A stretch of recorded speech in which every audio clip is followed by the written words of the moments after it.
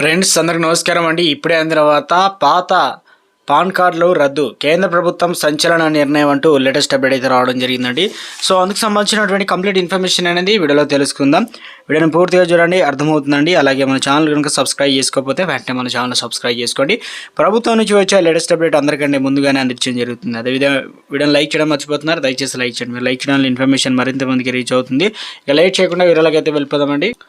ఆర్థిక లావాదేవీలకు pan card ఎంతో కీలకం. ప్రత్యేకంగా చెప్పాల్సిన పని లేదు. 50,000 అంత కనుక మించి ట్రాన్సాక్షన్ చేయాలంటే ఖచ్చితంగా పాన్ కార్డు అయితే ఉండాల్సిందే.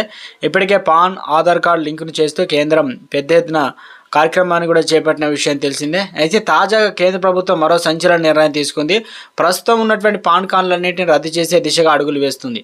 ఇందుకు సంబంధించి సోమవారం కేంద్ర మంత్రివర్గం సంచలన నిర్ణయం తీసుకుంది. పాన్ కార్డుల విషయంలో మంత్రివర్గం కీలక నిర్ణయం ఆమోదం తెలిపిందనమాట.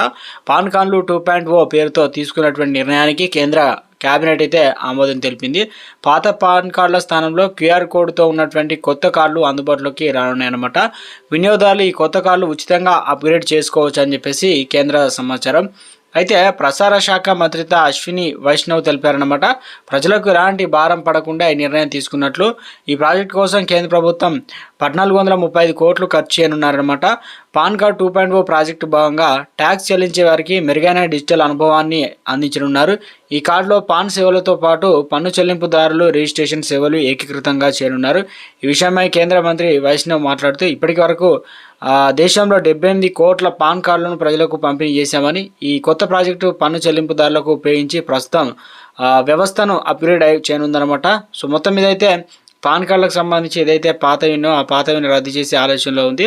ఇక వాటిని అప్గ్రేడ్ చేసుకోవడానికి పాత పాన్ కార్డు స్థానంలో QR కోడ్తో ఉన్నాయి. అవి ఉచితంగా అయితే పొందవచ్చు అని చెప్పేసి మొత్తానికి అయితే కేంద్రం అయితే